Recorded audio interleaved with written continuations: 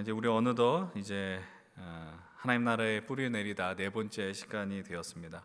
우리가 새해가 시작이 된 이후 흔들리며 걷는 길이란 말씀을 나누었고요. 그 다음에 우리 비전 스케치라는 주제로 2주간에 걸쳐서 하나님 나라의 뿌리 내리다, 하나님 나라를 뿌리다라는 제목으로 하나님의 말씀을 나누었고, 이제 지난주까지 세 차례에 걸쳐서 하나님 나라의 뿌리 내리다라는 주제로 말씀을 나누었습니다.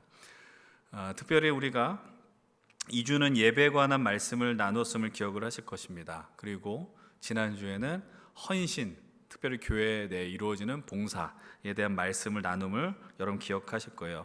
그래서 우리가 하나님 나라의 뿌리 내리다라는 주제로 한 2주 정도 좀 더 말씀을 나눌까라고 고민을 했었는데, 그 중에 하나의 주제였었던 성도 간의 교제, 공동체는 이제 우리가 눈앞에 두고 있는 수련회를 통해서 아마 그것은 몸소 직접 경험하리라고 믿고요. 이제 오늘 남은 주제 한 가지를 나누려고 합니다. 제가 말씀을 나누려고 하는데 화면을 보니까 제가 그 뒷배경 속으로 빨려 들어가는 느낌이 있네요. 이 옷은 수련회에 저희들이 단체 티셔츠입니다. 참고로 말씀드릴 것은 저는 이 수련회 티셔츠 색깔을 정하는데 아무 기여를 하지 않았어요. 오해하지 않으셨으면 좋겠고, 그런데 이 옷을 입고 약간 좀 주저돼서 아까 전에 그 본당 로비로 나가는 것이 약간 주저됐습니다. 약간 민망해서. 근데 몇몇 아름다운 청년들께서 잘 어울린다고 말씀해 주셔서 용기를 내고 좀 나갔었고요. 혹시 이 수련회 때문에, 이 티셔츠 때문에 수련회에 대한 마음이 어려운 분이 있다면 여러분들이 입으시면 훨씬 이쁘실 거니까 꼭 참여해 주시길 부탁을 드립니다. 다시 말씀으로 돌아가서 오늘 남은 주제가 무엇이냐면 바로 헌금입니다. 헌금.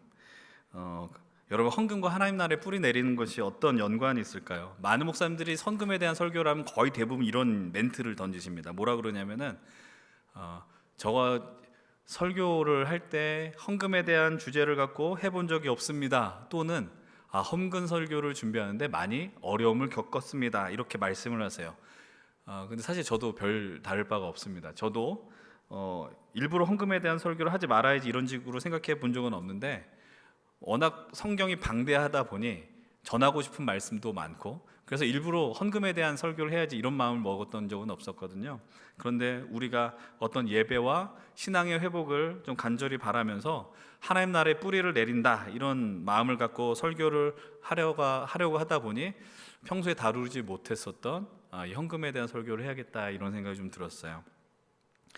여러분들 혹시 오늘 이 예배 가운데 처음 우리 교회에 오신 분들이 계실지 모르겠습니다. 그래서 한번 연신교회 청년부에 등록을 해야지라는 마음을 먹으시다가 목사님이 헌금을 강요한 설교를 하네, 이러면서 마음이 돌이키는 분이 만약에 계실까 말씀을 드리는데, 오늘 설교는 절대로 그런 설교가 아니고 여러분들을 향해서 헌금을 하십시오라고 강요를 하는 설교가 아닙니다.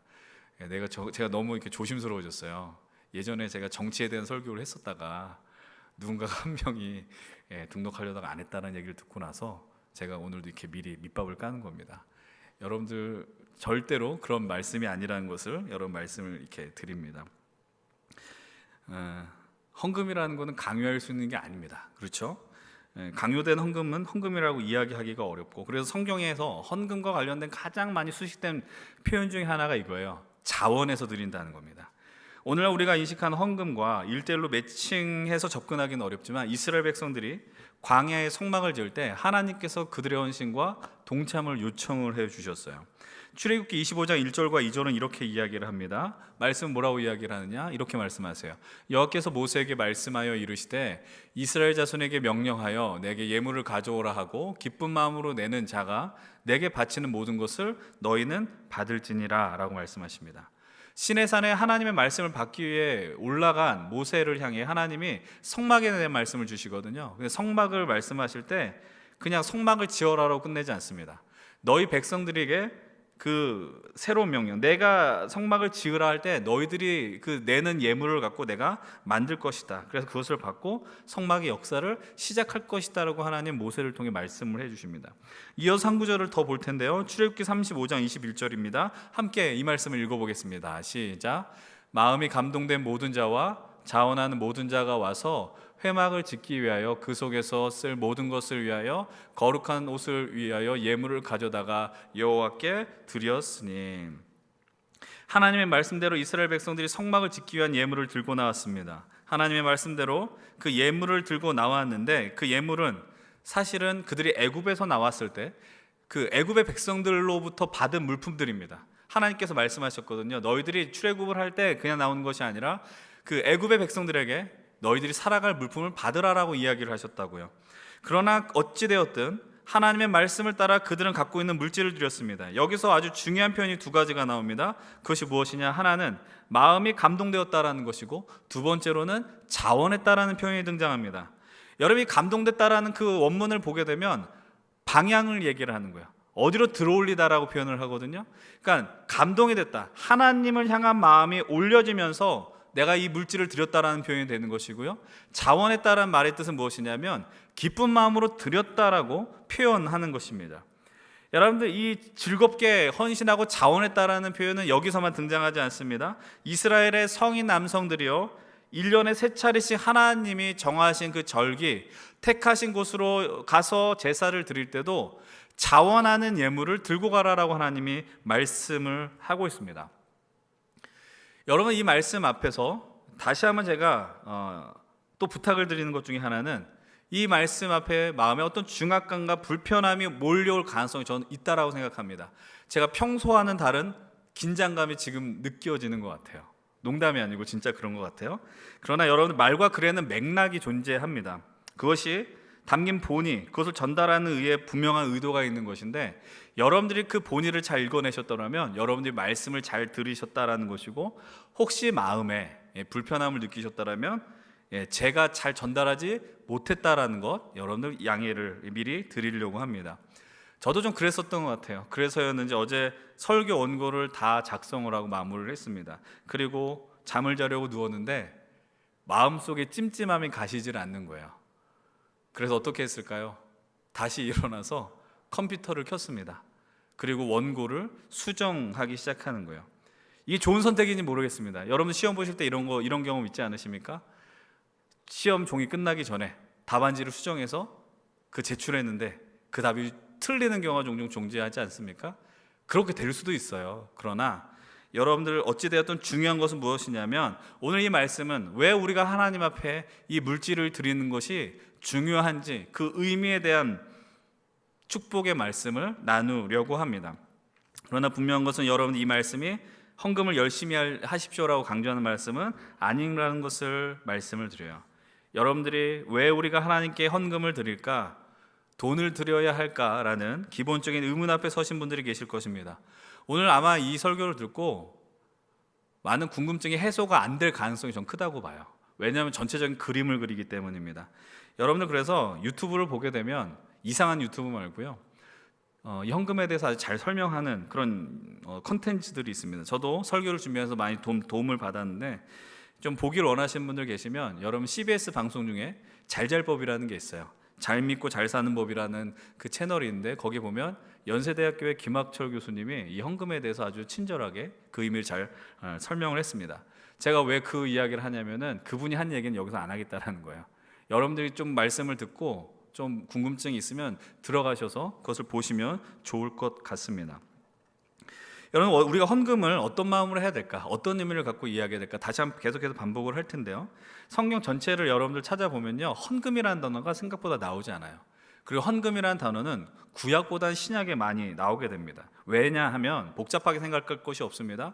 구약 시대 때는 하나님 앞에 돈을 드리지 않았다는 거예요. 물론 돈을 드리는 경우가 있었지만 그것보다 어떤 걸 드렸느냐, 자신이 농사를 지은 수확물을 하나님 앞에 드렸다라는 겁니다. 우리가 지금 이 시대 속에 이해하는 화폐를 드렸다라는 것이 아니라 동물을 드렸고, 그리고 열매를 드렸기 때문에 헌금이라는 용어가 구약에는 많이 등장하지 않습니다. 그러나 신약으로 넘어가게 되면 그들이 물론 농사를 짓긴 짓지만, 그러나 신약 시대는 어떤 일이 벌어지느냐, 이스라엘 백성들이 다 흩어지지 않습니까? 포로로 끌려가서. 우리는 그것을 디아스포라라고 부릅니다. 그 디아스포라들이 택한 날이 되면은 예루살렘으로 하나님 앞에 예물을 들고 들어온단 말이에요. 근데 그들이 그곳까지 올 때 그 먼 길을 오면서 동물을 끌고 올 수가 없는 거예요. 가축을 끌고 올 수가 없는 것이죠. 그래서 어떤 일을 갖고 오는 거예요? 돈을 들고 오는 겁니다. 그 시대에 통용되었던 화폐를 들고 헌금함이 있으면 헌금을 들여서 구제하는 데 쓰이기도 하고 아니면 성전을 수리하는 데 사용하기도 했다라는 것입니다. 여러분, 이제 우리가 하나님 앞에 이 헌금을 대한 태도에 대한 아주 원초적인 질문을 드리려고 합니다. 여러분, 이런 질문을 생각해 보신 적 있어요? 하나님이 왜 우리의 헌금을 원하실까? 하나님이 왜 우리의 물질을 드림을 원하실까? 이 질문 한번 생각해 보신 적이 있습니까? 이것에 대해서 아주 곰곰이 생각을 해보면 우리가 사도신경을 통해서 고백하는 하나님이 어떤 하나님이에요? 하나님은 전지전능한 하나님이시라고요. 하나님이 전지전능하시다라는 것은 못할 것이 없거든요. 그 말의 의미는 하나님은 돈이 없어도 하나님이 해야 하실 일들을 충분히 하실 능력이 있는 분이라는 겁니다. 여러분, 하나님이 돈이 없어가지고 우리에게 돈을 구걸하시는 것입니까? 그런 하나님이라면 우리는 그런 하나님을 믿을 이유가 하등 없다라는 겁니다. 하나님이 돈이 없으면 하나님이 되시지 못할까요? 그렇지 않다라는 것입니다. 그런데 그럼에도 불구하고 우리가 열어보는 이 성경 안에는 수많은 곳에서 하나님 나라 백성들의 드림에 대한 이야기들이 나옵니다. 11조가 나오고 헌금이 나온다라는 겁니다. 이제 우리가 오늘 본격적으로 나눈 이야기 말씀을 보려고 하는데요, 헌금은 어떤 의미가 있을까? 여러분 갖고 있는 주보에 보면은 각 대상들이 나와 있습니다. 이 헌금이 하나님과의 관계 속에서, 교회와의 관계 속에서, 이웃과의 관계 속에서, 오늘을 살아가는 21세기 속에서 어떤 의미를 갖고 나가는가, 여러분 그것을 오늘 말씀 속에서 확인하실 수 있었으면 좋겠습니다. 우리가 우선 말씀 한 구절을 보려고 하는데, 다윗이 하나님께 바칠 성전을 짓기 위한 건축의 예물을 준비하고 하나님 앞에 드리는 기도의 말씀을 한번 보려고 합니다. 역대상 29장 13절로 14절인데요, 함께 읽겠습니다. 시작. 우리 하나님이여, 이제 우리가 주께 감사하오며 주의 영화로운 이름을 찬양하나이다. 나와 내 백성이 무엇이기에 이처럼 즐거운 마음으로 드릴 힘이 있었나이까? 모든 것이 주께로 말미암아 싸우니 우리가 주의 손에서 받은 것으로 주께 드렸을 뿐이니이다. 아멘. 여러분, 14절의 다윗의 고백을 잘 한번 보십시오. 나와 내 백성이 무엇이기에 우리가 뭐라고 하나님 앞에 즐겁게 드릴 수 있겠습니까? 라고 하면서 이렇게 이야기합니다. 모든 것이 주께로 말미암아 싸우니, 내게 있는 모든 것이 주께로 왔으니 나는 받은 것을 그냥 주님께 드릴 뿐입니다 라고 고백을 하는 겁니다. 여러분, 이 다윗의 고백이 여러분들에게 낯설지 않게 다가오는 이유는 무엇입니까? 여러분들, 우리가 매주 헌금을 드리고 헌금 기도를 제가 합니다. 그래서 제가 제일 많이 한 헌금 기도가 무엇이냐, 이런 많이 들어보셨을 겁니다. 하나님께서 주신 것들을 오늘 우리가 받은 대로 드립니다. 하나님, 내게 있는 모든 것이 다 주님의 것입니다라는 기도를, 그 기도 문구를 가장 많이 사용합니다. 여러분, 바로 그 기도가 이 다윗의 기도와 동일하기 때문이에요. 모든 것이 주님께로부터 왔으니 주님께로 드립니다. 이 구체적인 행위의 것들이 어디서 나오냐면 바로 11조와 천년매를 하나님 앞에 바치는 장면에서 나옵니다. 오늘의 주제는 11조는 아니기 때문에 더 그것을 깊게 다룰 시간이 없지만 간단하게 설명해 드리면, 그들이 얻은 수확물의 10분의 1을 하나님 앞에 바칩니다. 농사를 짓고 첫 번째 예물을 하나님 앞에 바칩니다. 그것은 하나님을 향한 중요한 믿음의 고백이 되는 것이죠. 어떤 고백이에요? 모든 것이 다 하나님께로부터 왔다라는 겁니다. 다른 표현을 하면 이 모든 것이 내게 아니라 하나님의 것임을 고백하는, 하나님의 주권을 인정하는 믿음의 신앙 고백이다라는 겁니다. 그래서 12의 1조를 드리고 첫 열매를 드리는 겁니다. 여러분, 11조를 여러분들 11조 생활하시는 분들 계시잖아요. 11조라는 것은 10분의 1만 하나님의 것이고 10분의 9는 내 마음대로 쓴다의 개념이 절대로 아닙니다. 10분의 1을 이야기하는 그 하나는 전부를 이야기하는 것이며 하나님을 향한 나의 믿음의 고백을 표현하는 겁니다.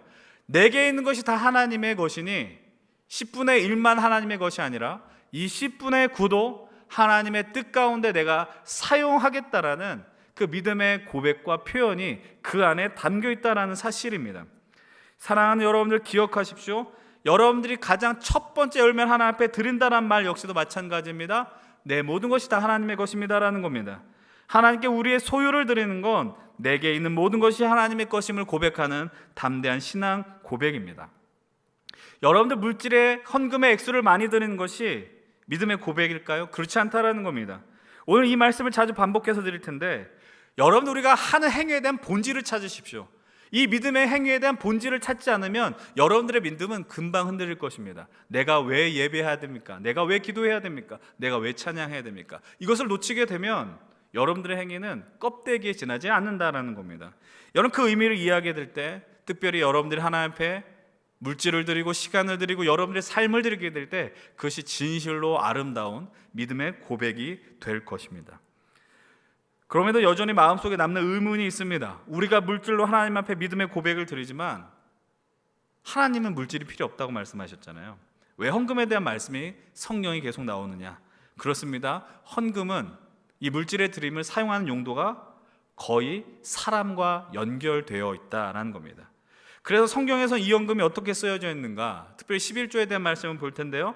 민수기 18장의 말씀입니다. 18장 21절과 24절인데 우리 함께 21절 말씀 먼저 읽어봅니다. 시작.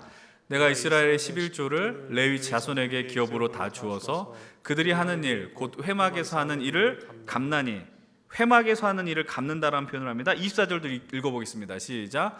이스라엘 자손이 여호와께 거제로 드리는 11조를 레위인에게 기업으로 주었으므로 내가 그들에 대하여 말하기를 이스라엘 자손 중에 기업이 없을 것이라 하였노라. 이스라엘의 11조를 레위 자손에게 줍니다. 여러분, 왜 11조를 주느냐? 레위 지파에게 이스라엘이 하나님이 약속하신 가나안으로 들어가게 될 때 땅을 나눕니다. 12지파의 인구 수대로 규모대로 땅을 나누는데 그중 유일하게 땅을 받지 못한 지파가 레위 지파입니다. 왜 레위 지파에게 이 기업이 존재하지 않느냐? 이유는 분명합니다. 그들은 성막을 위해 일을 했어야 했습니다. 레위 지파가 회막, 성막, 제사를 위하여 일하는 자들이었기 때문에 그들은 땅이 없었어요. 농사를 짓고 열매를 수확할 수 있는 그 상황이 되지 않았다라는 겁니다. 그래서 하나님은 말씀하시는 겁니다. 너희들이 11조를 통해 이 레위 지파를 섬겨라라고 이야기합니다. 그뿐만이 아닙니다. 11조는 성전 유지를 위한 헌금으로도 사용이 되기도 했습니다. 오늘날의 표현을 하면은 교회를 위한, 교회 유지를 위한 비용으로 쓰였다라는 것입니다. 근데 11조는요 거기에서 머무르지 않습니다. 신명기 26장 12절과 13절입니다. 함께 12절 13절 함께 보겠습니다. 셋째 해 곧 11조를 드리는 해에 내 모든 소산의 11조 내기를 마친 후에 그것을 레위인과 객과 고아와 과부에게 주어 내 성읍 안에서 먹고 배부르게 하라. 그리할 때에 하나님 여호와 앞에 아뢰기를 내가 성물을 내 집에서 내어 레위인과 객과 고아와 과부에게 주기를 주께서 내게 명령하신 명령대로 하셨으니 내가 주의 명령을 범하지도 아니하였고 잊지도 아니하였나이다. 이스라엘 백성들에게 안식년이 있어요. 7년의 안식년 텀이 있는데 그걸 한 텀으로 잡아서 세 번째 해에 수확하는 소산물의 11조는 레위인만이 아니라 객과 고아와 과부를 향해 베풀라라고 이야기합니다. 이 고아와 과부 나그네는 구약 성경의 가장 대표적인 사회적 약자를 표현하는 겁니다. 여러분, 우리는 구약의 11조를 통해서 분명하게 발견하는 사실 한 가지가 있어요. 그것은 바로 우리의 헌금을 통하여 이 믿음의 공동체가 바르게 세워지는데 사용됐다라는 것이고 또 약한 자들을 위하여 쓰임 받았다라는 사실입니다. 특별히 이 물질이 우리의 이웃과 어려운 이웃을 향하여 쓰여져야 한다는 것을 분명하게 말씀하는 곳이 신약의 말씀입니다. 신약에서 헌금에 대해 가장 많이 언급한 사람이 있어요. 바로 사도 바울입니다. 사도 바울은 특별히 고린도후서 8장과 9장을 통해 이웃교회를 향한 그 도움의 손길에 대한 말씀을 전합니다. 여기서 그는 헌금이라고 표현하지 않고 연보라는 단어를 씁니다. 예전에 많은 교회에서 헌금을 연보를 드린다고 표현했어요. 연보라는 단어의 뜻 안에는 그것이 있어요. 내 것을 드려 남을 돕는다라는 표현이 연보라는 단어에 있다라는 겁니다. 그럼 한번 질문을 던질 필요가 있잖아요. 왜 하필 유독 사도 바울이 헌금에 대한 이야기를 많이 했을까? 헌금이 복받는 길이기 때문일까요? 헌금을 많이 내야 구원받기 때문입니까? 그렇지 않습니다. 바울이 알고 있었던 것 한 가지가 있습니다. 그것이 무엇이냐면 교회란 진실로 예수 그리스도를 머리로 한 하나의 몸이라는 걸 분명하게 인식했다라는 겁니다. 이 말의 의미가 뭐냐? 바울은 첫 번째 이방인 교회인 안디옥 교회에 파송을 받았어요. 그래서 선교 여행을 떠납니다. 그래서 곳곳에 교회를 짓고 세우고 공동체를 세웠어요. 하나님 나라를 선포했습니다. 그래서 그곳에서 우리가 떨어져 있는 모든 곳이 다 다를지라도, 우리가 믿는 그 자리는 다를지라도 주 예수 안에 있는 한 형제 자매 된다라는 것을 그는 분명하게 믿고 있었다라는 겁니다. 그래서 이웃교회가 어려움을 당할 때 그냥 구경하지 않았다라는 거예요. 오늘 우리가 선택한 본문도 마찬가지고 읽은 말씀도 마찬가지인데, 고린도후서에 마게도냐 지역에 있는 성도들을 향해서 이렇게 칭찬하는 내용이 나온 겁니다. 그들이 어렵고 힘든 순간 속에서도 헌금을 해서 예루살렘 교회 성도들을 도왔다라고 이야기를 하는 거예요. 고린도후서 8장 1절과 2절의 말씀을 함께 읽어보겠습니다. 시작.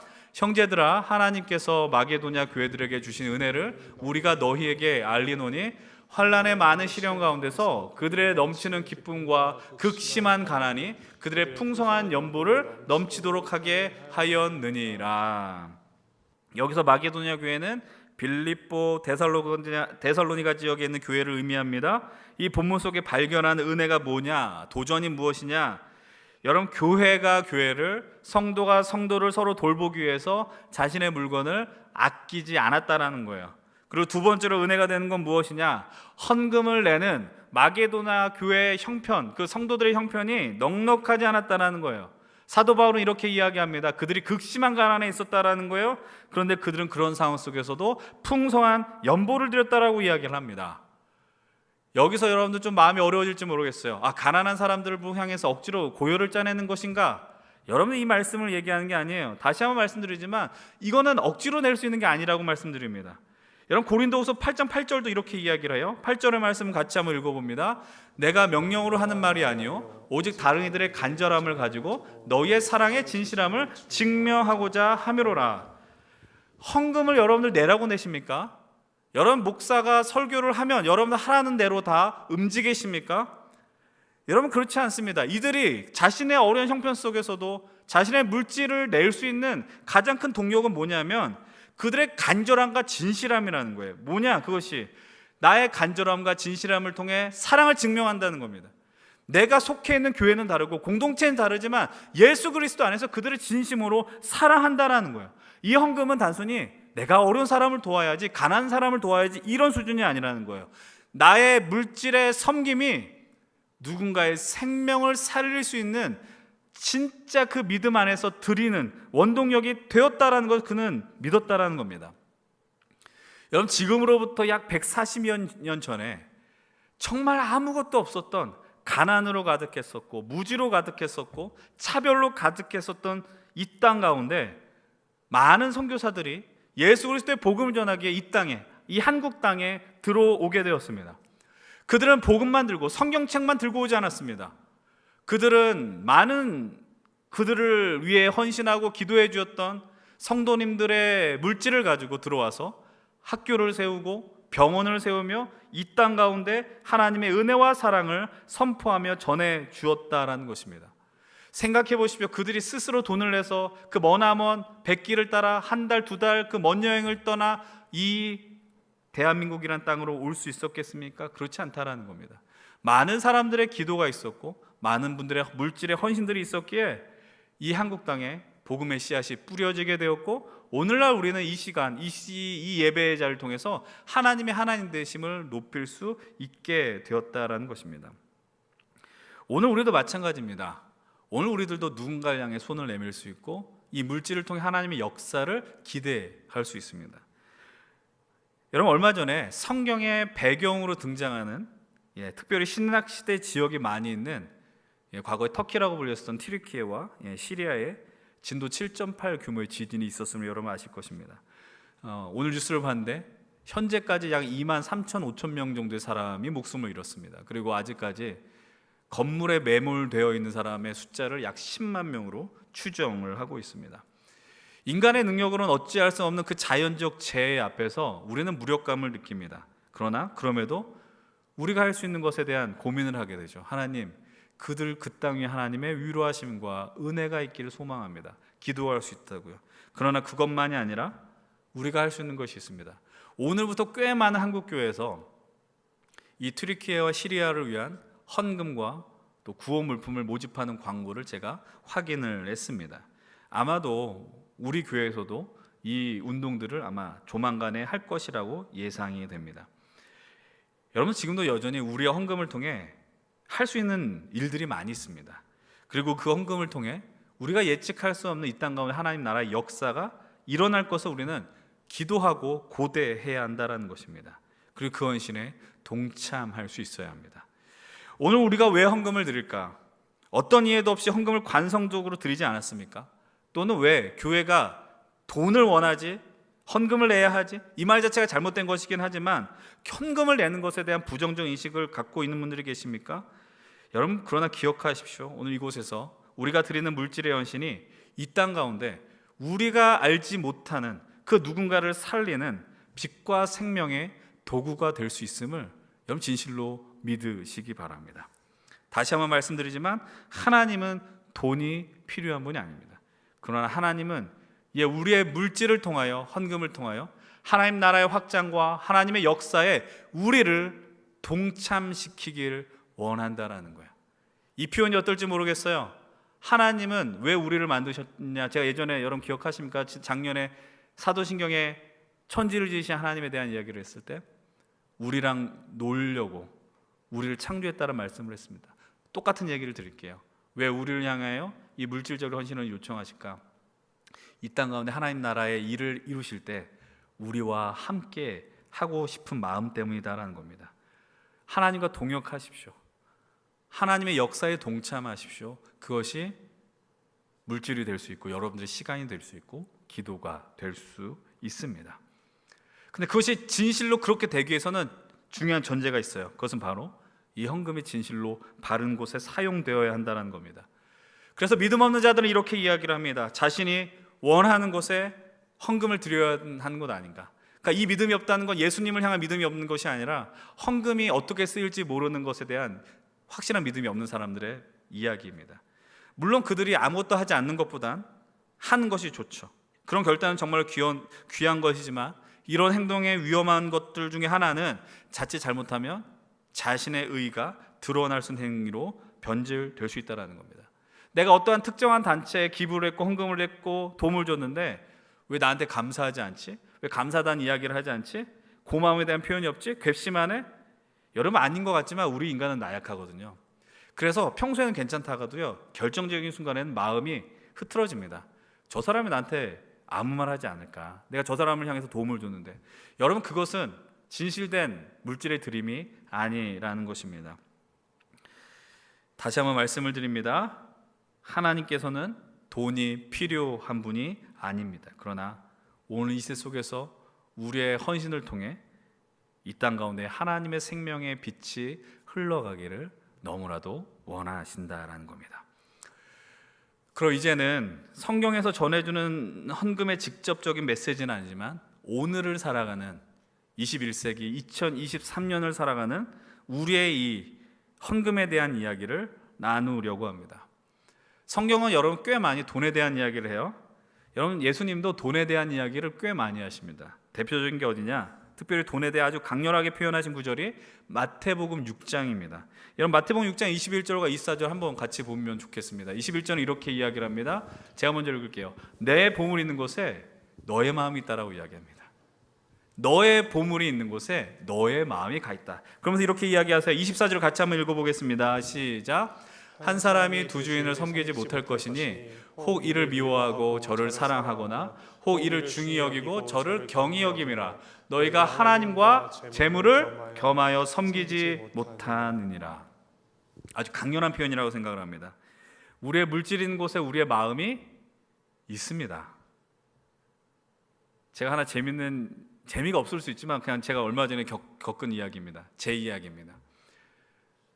제가 얼마 전에 그 태블릿을 하나 샀습니다. 누가 사주셨습니다. 어쨌든 그건 뭐 얻게 된 건 중요한 게 아니고, 근데 태블릿이 왔다는 그 택배가 울리지 않습니까? 오늘 고객님께 14시부터 16시 안에 가게 됩니다. 이런 메시지가 떴다고요. 그래서 마음 그냥 뭐 그런가 보다 했습니다. 근데 14시가 되기 전 12시에 문자가 왔습니다. 고객님 집에 택배가 도착했습니다. 그 순간에 어떤 마음이 일어난지 아십니까? 그 택배를 찾으러 가야겠다. 이 비싼 이 몇십만 원짜리 태블릿이 사라지면 어떡하지? 이게 제 수준이거든요. 네.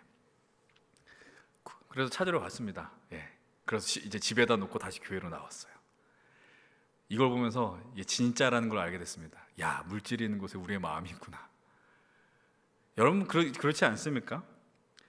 여러분들 우리가 예배에 대한 이야기를 2주 전에 나누었잖아요. 근데 예배의 뜻이 뭐라고 그랬어요? 우리의 신분의 가장 최고의 가치를 드리는 게 예배라고 말씀을 드렸어요. 맞습니다. 예배는요, 우리의 보물을 하나님 앞에 드리는 시간입니다. 그 보물을 드릴 때 우리의 마음이 그곳에 존재하는 것이죠. 근데 두 번째로 여러분 예수님이 하신 말씀 중에 아주 중요한 게 있습니다. 그것이 무엇이냐면 예수님은요, 돈을 인격적 존재로 묘사하셨어요. 여러분 헬라어를 보게 되면 이것을 맘몬이라고 표현합니다. 맘모니즘이라는 단어를 들어보셨을 겁니다. 돈을 숭상하는 분위기를 맘모니즘이라고 표현하는데, 돈을 우상적 존재로 표현하는 거예요. 그러면서 뭐라고 이야기해요? 하나님과 재물을, 하나님과 돈을 겸하여 섬길 수 없다. 아주 딱 잘라서 말씀을 하십니다. 여러분 오늘 제가 강조하고 싶은 게 이것입니다. 오늘을 살아가는 21세기 2023년을 살아가는 우리에게 가장 필요한 모습은 저는 이거라고 생각을 합니다. 여러분 모든 이들이 돈을 우상으로 삼습니다. 돈이면 다 된다고 합니다. 틀린 말도 아니죠. 돈이 있으면 태블릿을 살 수 있고 자동차를 살 수 있고 원하는 자리에 갈 수 있는 가능성이 상당히 있습니다. 근데 그 가치가 우리를 지배하는 순간에 어떤 일이 벌어지느냐, 하나님과 그 돈의 위치가 막 흔들리기 시작하는 거예요. 돈의 자리를 돈을 가져다 주지 못하고 하나님의 자리를 지켜내지 못한다라는 겁니다. 여러분 그 가치가 우리를 막 지배하게 되면 우리가 돈을 주도적으로 쓰는 것이 아니라요, 돈에 끌려가게 됩니다. 돈이 우리의 주인이 되는 것입니다. 근데 그것을 거절할 수 있는 훈련이 어디서 비롯되느냐? 바로 헌금의 훈련이라고 생각을 합니다. 여러분들 마음 가운데 그런 마음이 있는 분도 있으리라 생각을 합니다. 나는 돈에 자유합니다. 돈이 있으면 좋은 것이지만 없다고 해서 슬픈 것은 아닙니다. 이런 마음으로 나가는 분들이 분명히 있으리라고 생각을 합니다. 그런 마음을 갖고 계시다면 그 마음이 변치 않게 해달라고 하나님 앞에 기도하십시오. 근데 오늘 이 시대 가운데 참 그 마음을 지키는 게 어려운 시대가 된 것 같아요. 모든 것을 지배하는 가장 큰 동력이 돈이 되었기 때문입니다. 그래서 돈 때문에 사람들은 웃기도 하고 울기도 하고요, 또 제 자신의 목숨을 스스로 상실해 버리기도 합니다. 여러분 제가 이런 말을 한다고 해서 제가 돈을 경시한다라고 생각하지 마십시오. 저도 돈이 좋습니다. 없는 것보다 있는 게 좋죠. 저도 마찬가지예요. 지갑이 비어있는 것보단 채워져 있는 게 있죠. 통장의 잔고가 넉넉한 것이 좋죠.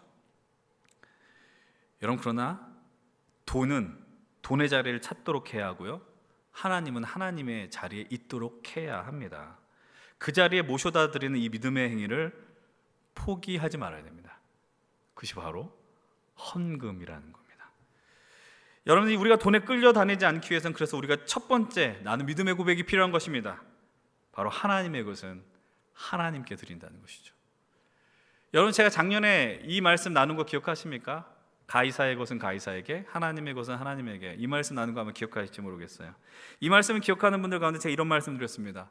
가이사에게 것을 드려라. 너의 동전에 들은 것이 무엇이냐? 그 안에 무엇이 그려져 있느냐? 가이사의 그림이 있습니다. 그럼 가이사의 것은 가이사에게 바쳐라라고 예수님 말씀하십니다. 거기서 그치지 않습니다. 예수님께서 한마디 더 하십니다. 하나님의 것은 하나님께 드려라라고 이야기를 하죠. 근데 그 가운데 전제되어 있는 내용이 뭐라고요? 너희들은 하나님의 형상을 가진 자들이니 너희들의 삶을 하나님께 드리라는 예수님의 말씀이라고 이야기했습니다.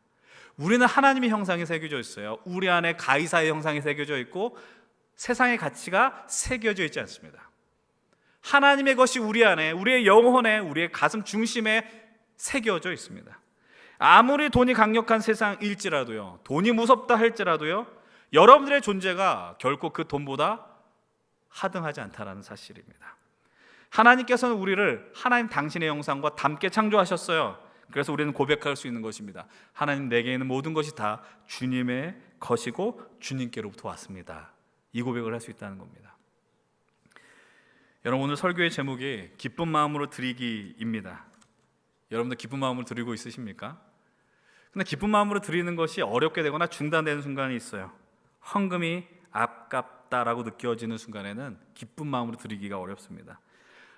정확하게 말하면 이것입니다. 오늘 제가 자꾸 말씀드리는 건 무엇이냐? 왜 드려야 되느냐? 그 의미예요. 그 의미를 깨닫지 못하는 헌신은요, 아까운 헌신이 되는 거예요. 우리가 그 예배에 대한 의미를 깨닫지 못하게 되면 오늘 이 자리에 앉아있는 시간이 아까운 시간이 되는 거예요. 여러분들이 교회를 다니는 것이 아까운 일이 될 수 있다고요. 그 의미를 상실하게 되면요. 오늘 우리가 본문으로 택한 고린도 후서 9장 역시도 헌금에 대한 이야기를 합니다.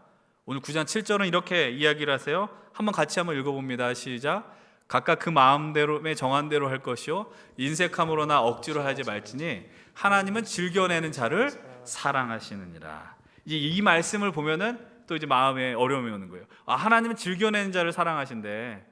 즐겨낸다는 게 뭘까? 많이 내는 것일까? 아니면 무조건 뭐 내게 있는 거 다 갖다 바치라는 이야기인가? 여러분 이 구절을 그래서 한번 표준 세번역으로 한번 읽어보겠습니다. 함께 읽겠습니다. 시작. 각자의 마음에 정한 대로 해야 하고 아까움에서 내거나 마지못해서 하는 일은 없어야 합니다. 하나님께서는 기쁜 마음으로 내는 사람을 사랑하십니다. 여기서 중요한 거 첫 번째 이거예요. 정한 대로 하라고 이야기해요. 여러분들 보고 다 일시적으로 얼마를 내라고 이야기한 게 아닙니다. 여러분들의 믿음의 분량대로, 여러분들의 헌신의 분량대로 그것을 정하면서 내시면 된다는 겁니다. 근데 여기서 더 중요한 것이 있습니다. 즐겨낸다라는 걸 이 번역에서는 뭐라고 표현해요? 기쁜 마음으로 낸다라는 겁니다.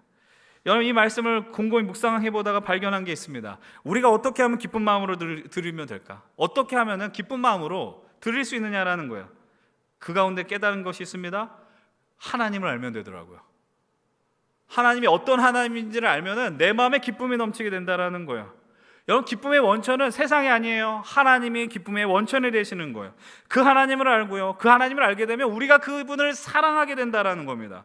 사랑하면 어떤 일이 벌어진지 아십니까? 사랑하는 이를 향하여 아낌없는 물질과 시간을 내어주게 된다라는 겁니다. 제가 연애하는 자매님들을 향하여서 종종 하는 말이 있습니다.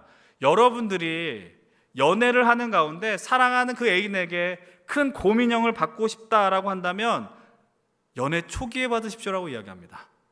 연애 초기는 어떤 때인지 아세요? 미쳤을 때입니다. 미쳐니까 돈이 얼마가 쓰이는지 생각이 들지 않는 거예요. 그 큰 고민형이 있어서 뭐예요 그거 집안만 차지하지. 정신 차린 사람들은 어떤 일이 벌어져요?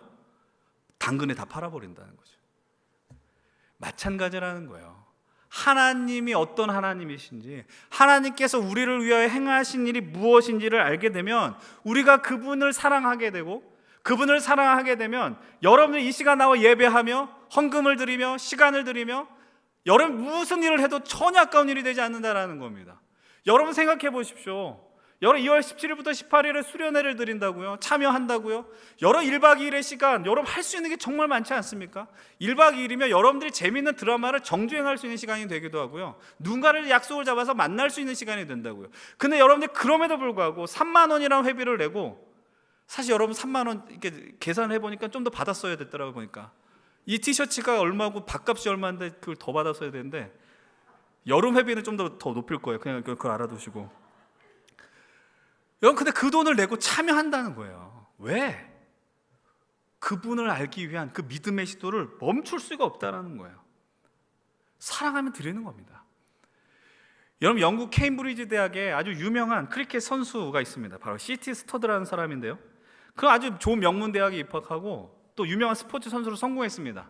근데 어느 날 그 사람이 다 모든 걸 내려놓고 중국 선교사로 떠나겠다라고 다짐하는 거예요. 제가 예전에 이거 드린 얘기인데, 여러분 그 사람이 선교사로 떠나려고 한다 할 때에 많은 사람들이, 주변의 친구들이 똑같은 이야기를 합니다. 야 스터드야, 네가 지금 좀 여기서 머무르면 성공할 수 있고 좋은 데 취업할 수 있고 나갈 수 있는데 중국 선교사로 나간다는 게 말이 되냐? 네가 하는 헌신 너무 지나친 헌신이 아니냐? 모두가 다 뜯어 말렸다라는 겁니다. 그때 C.T. 스터드가 그 말을 하는 사람들을 향하여 하는 남긴 유명한 말이 있습니다. 그 말이 무엇이냐? 바로 이것입니다. 예수 그리스도가 하나님이시며 나를 위해 십자가에 죽으셨다라는 사실이 진정한 사실이라면 그분을 위한 나의 희생도 결코 크다고 할 수 없다라는 거예요. 소름 돋는 말 아닙니까? 그분이 진실로 나를 위하여 십자가에 달려 죽음을 경험하시고 우리를 위하여 모든 것을 주신 하나님이시라면 내가 무엇을 해더라도 그것은 헌신이 될 수 없다라는 고백을 하고 있는 겁니다. 하나님께서 우리를 위하여 어떤 일을 행하셨는가를 아는 자들은 하나님으로 인하여 행복을 누리게 됩니다. 사랑하는 여러분들, 진실로 여러분들이 소망하는 것이 이것입니다. 하나님이 여러분들을 향하여 어떤 일을 행하셨는지를 반드시 발견하시기 바랍니다. 여러분, 그것을 통해 우리가 기쁜 마음으로, 그것이 물질이 되었든 시간이 되었든 능력이 되었든 반드시 하나님 앞에 드리게 되어 있습니다. 이번 수련회 때 하는 작업이 그것이라고요. 왜 예수 그리스도께서 우리를 위하여 십자가를 지셔야 하는가? 왜 우리를 위해 목숨을 내어놓으셔야 되는가? 왜 우리는 구원받아야 되는가? 우리가 그것을 통해 기쁨을 누리게 되면 어떤 일이 벌어진지 아십니까? 그 기쁨은 우리 안에만 머무러지지 않게 됩니다. 본문 11절은 이렇게 이야기합니다. 함께 11절 말씀 읽겠습니다. 시작. 너희가 모든 일에 넉넉하여 너그럽게 연보를 함은 그들이 우리로 말미암아 하나님께 감사하게 하는 것이라. 우리가 기쁜 마음으로 하나님 앞에 드리게 될 때 결국 누군가 예수의 생명을 얻어 그들도 하나님 앞에 감사하는 역사가 벌어질 것입니다. 그래서 이 헌금은 하나님 나라의 뿌리 내리는 우리의 믿음의 행위가 될 수 있는 것입니다. 하나님 나라는 넘치는 나라입니다. 풍성이 흘러가는 것입니다. 여러분, 예수를 믿고 살아간다는 건 진실로 기쁨이 되는 일임을 기억하십시오. 그 기쁨은 우리 안에만 있지 않습니다. 이 연신교회 예배당 안에 가둘 수 없습니다. 흘러가야 합니다. 세상을 향하여 나아가는 겁니다. 저는 이곳에 있는 여러분들이 진실로 물질의 은혜의 복을 누리길 소망하고 기도합니다. 정말 이곳에 최선을 다해 살아가는 여러분들에게 하나님이 채워지시는 물질의 복이 넘쳐나길 소망합니다. 이곳에서 정말 남들보다 살아가면서 꽤 많은 물질을 여러분 누리게 된다면 부탁을 드립니다. 세상의 빛을 밝히는 데 여러분들의 돈을 사용하십시오. 여러분들의 의의를 드러내는 것이 아니라 하나님의 의를 드러내기 위해서 그 돈을 사용하십시오. 그러나 안타깝지만 우리 모두가 다 부자가 될 수는 없습니다. 그러나 여러분들, 세상이 부러워할 부자는 되지 못할지라도 그러나 이 한 가지는 분명합니다. 하나님이 여러분들을 먹여주실 것이고요, 입혀주시고 그리고 책임져 주시고, 제가 예전에 이 고백했잖아요. 하나님 나를 굶겨 죽이시지 않는다라는 거예요. 이것을 기억하고 우리가 기도하게 되면요, 절대로 여러분들 돈에 끌려 당하는 인생이 안 될 것입니다. 여전히 이렇게 설교를 했지만 여전히 헌금의 드림에 대한 마음의 준비가 안 된 분들도 있으리라고 생각을 해요. 헌금을 안 내면 하나님이 여러분들 싫어하실까요? 아니요. 여러분, 그렇지 않습니다. 하나님께서는 여러분들의 마음을 억지로 강요하면서 헌금을 낼 것을 말씀하시지 않아요. 그러나 이것은 원하세요.